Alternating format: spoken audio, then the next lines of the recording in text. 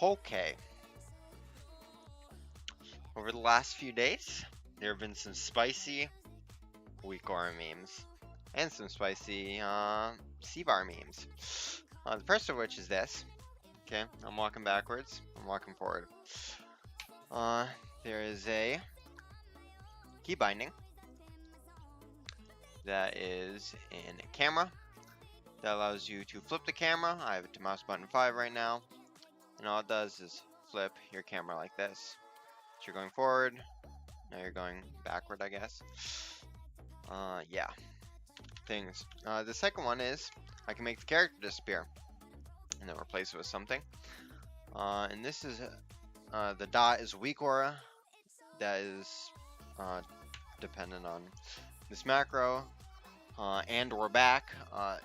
For some reason, the console command is only a swapping console command. So actually, this I'm going to change how these work. But technically, this should make you appear, and then this will tell the WeakAuras that you're disappeared, and then this one makes you disappear. But currently, I can, if you see, I can just spam. It doesn't take the argument. Don't know why. Yeah.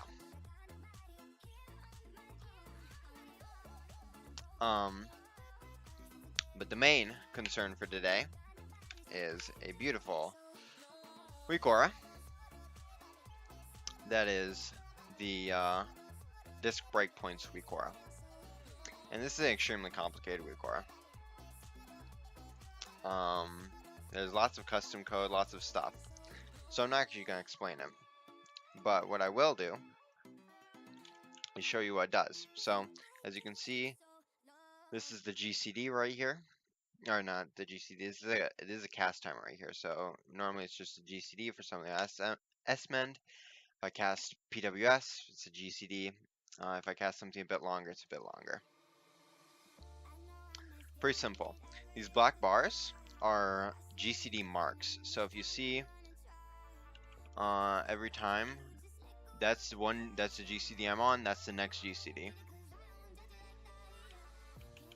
And so if I'm spamming spells, it does the spamming spells thing. Or it has the bars. There's only a certain amount of bars that can be displayed because of a problem in WeakAuras right now. So there's only up to 6 bars shown at a time. I think I can get 7, but I'm not sure. And so this is, as you can see, this looks kind of weird. Each of these is a low alpha.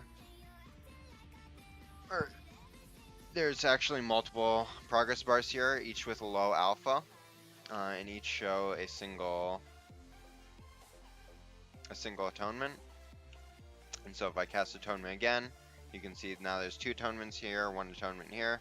You can see how the breakpoints match up against the atonement, and all that kind of fun stuff. If I cast something a little more interesting, like a Radiance, we have the Radiance here. Our second Radiance goes right here. Beautiful. The last important spell is Schism, which is shown here, and it ticks a little bit faster and goes away a little bit faster. I don't have the GCD thing set for Schism quite yet, so I apologize for that, but yeah. If you're curious, this bar down here is just a feather bar. But basically, the short story to this is this is a TSU.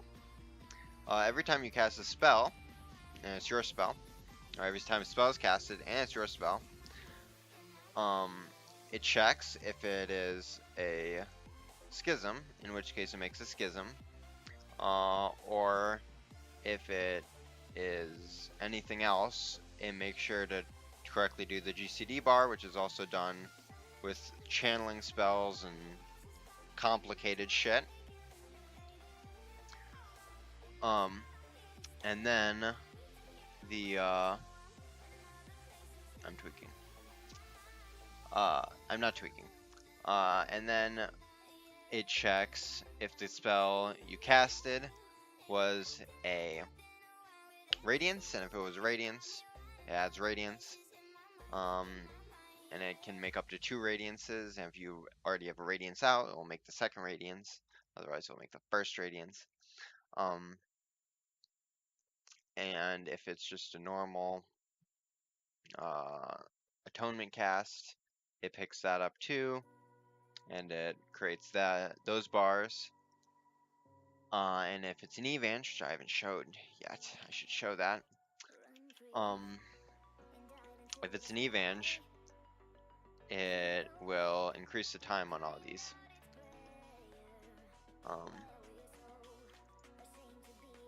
And as you see, there's also a little aura that I made that for while I'm mounted and invis, it shows me that I'm mounted, so I can tell I'm mounted.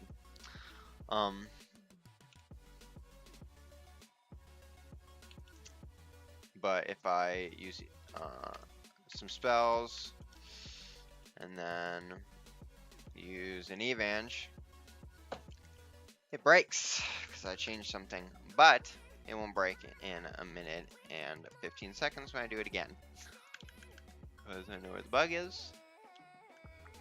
Clearly, this is a very delicate machine.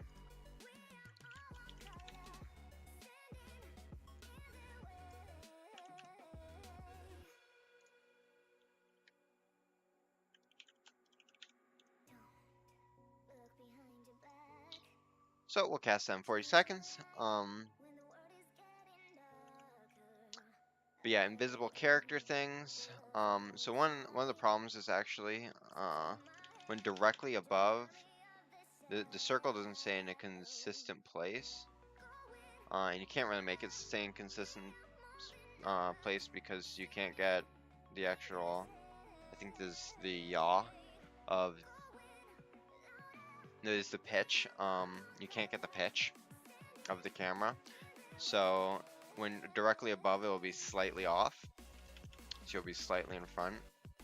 And so I may actually just move it up a bit, but when you're at a normal angle, it just normally kind of touches where your feet are. So you can see what's beneath your feet with something transparent, and your character isn't in the way. I haven't been able to find out a way of making other characters disappear though, which might actually be helpful. As you can see, double radiance, some other stuff. Evenge increases the timers. Oh, apparently I don't update stuff, but that's easy to fix. Not very important. As you can see, that works great. So that's most of the progress stuff. There's also this doesn't need to exist.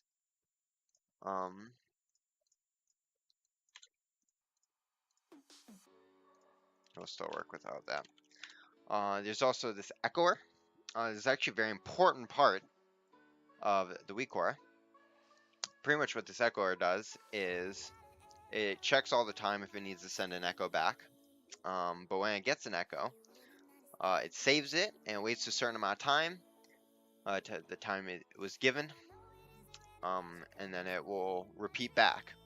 And that's important because there is no way to automatically update these progress bars so that when this overlay would go beyond, it would just keep going. But if every GCD I update automatically, I don't burn resources by checking every frame, but I also don't not update it. I update it just enough. And so this echoer is actually used in the update all function. I'm going to fix something now that I'm thinking about it.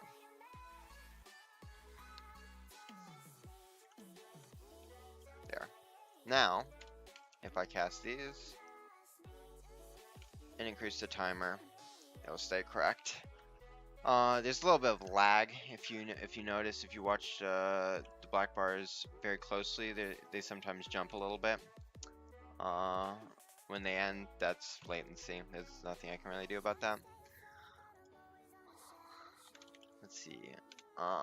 The rest of this is pretty not complicated. There's a bunch of variables that are saved at the start. This is settings for positioning. So this is schism. It's on the top.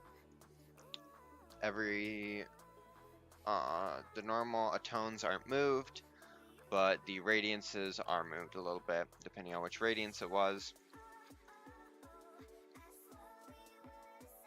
And then this is a frame strata thing to make sure that the GCDs are always displayed over any other bar that exists.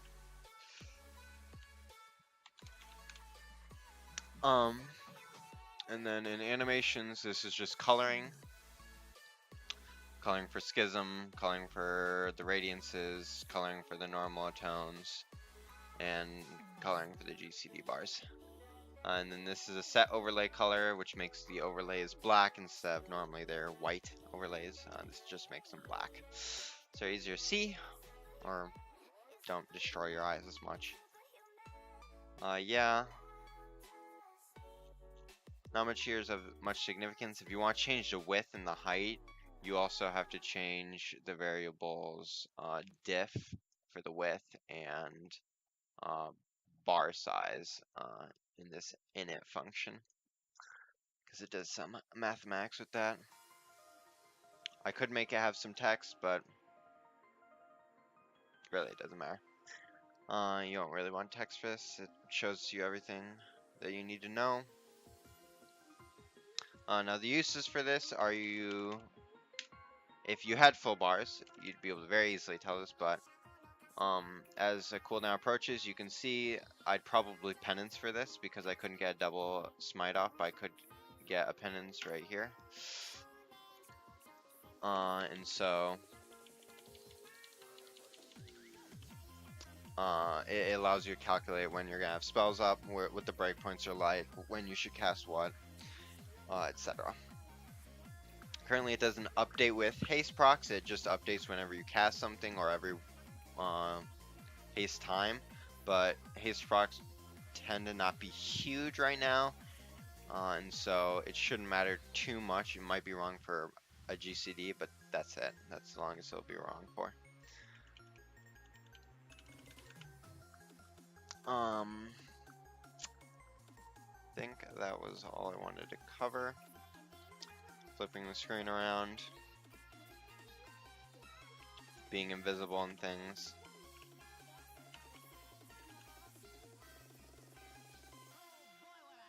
Yeah, that's it.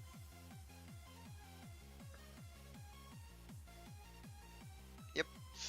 Oh, one last thing.